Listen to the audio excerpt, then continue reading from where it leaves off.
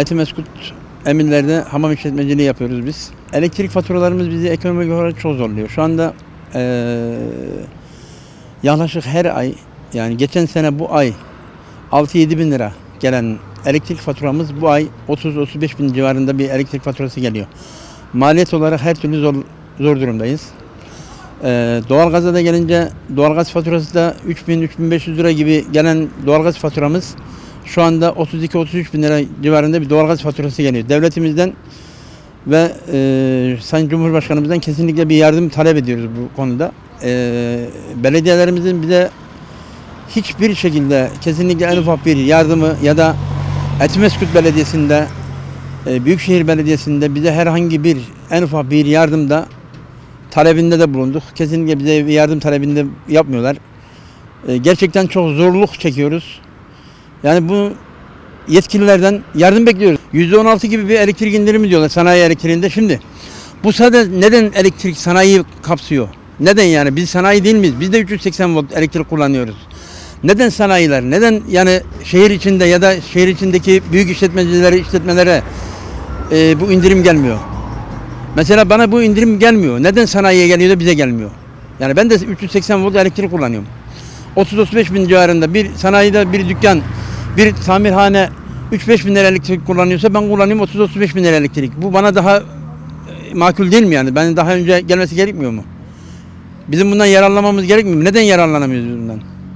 Yani devletimize soruyoruz bunu yani. Biz halk olarak gerçekten zor durumdayız. Ekonomik olarak bizi zorluyor.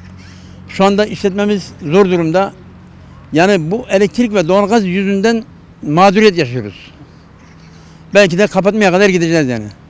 Esnafı artık devletin koruma altına alması gerekiyor. Asgari ücret yükseliyor, peşinden zamlar biniyor. Asgari ücret yükseliyor, 2100 lira, 2104 lira sigorta ödeyeceğimiz yere 3200 lira sigorta ödeyeceğiz. Nasıl olacak abi bu iş? Yani biz bu konuda çok büyük mağduriyet yaşıyoruz yani.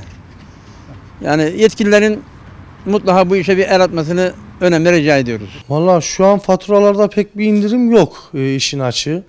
Hani devletimiz yani indirim yapıldı diyor ama herhangi bir şey görmedik. Elektrikte indirim var, suda üstüne koyuyorlar. İşte her şey şu an zarar ya. Yani şu an zararla tüm sanayi esnafı hani aldığı 3 kuruş paranın hakkını alamıyor yani yaptığı işin hakkını. Tabii yani ister istemez bizi etkiler. Çünkü yani biz iş yaptığımız zaman atıyorum yani 300 lira para alıyoruz. Zaten 200'ü elektriği, suyu, bilmem neyi, gazı, doğalgazı vırrığına cırrığına gidiyor.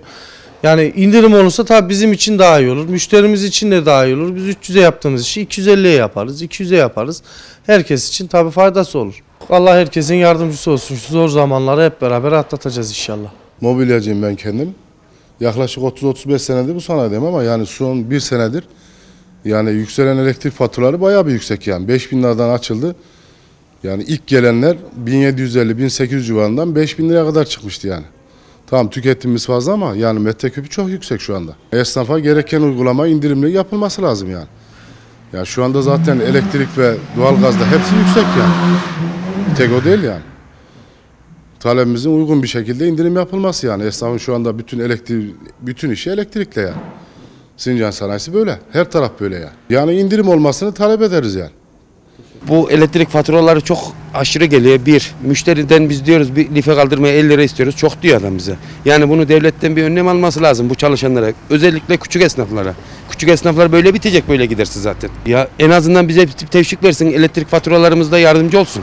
Elektriğimizde, suyumuzda her şey 3 kat oldu. İster istemez yansıyor. Biz cebimizden nasıl ödeyeceğiz? Lif müşterinin aracını, sonuçta müşterinin aracını kaldırıyoruz. Biz kullanıyoruz. Müşterinin aracına kullanıyoruz bunları yani. Yani biz müşteriden alacağız ki biz de bunu ödeyeceğiz. Müşteriden alamazsak ödeyemek. Sonuçta bu. Vallahi işte düşüyor, günde gün düşüyor çünkü pahalı, her şey pahalı oldu artık. Yani burada bütün gün oturuyor. Bir araba, 2 araba zor. Vallahi son olarak devletin buna bir çözüm bulması lazım. Özellikle sanayi ceyranına.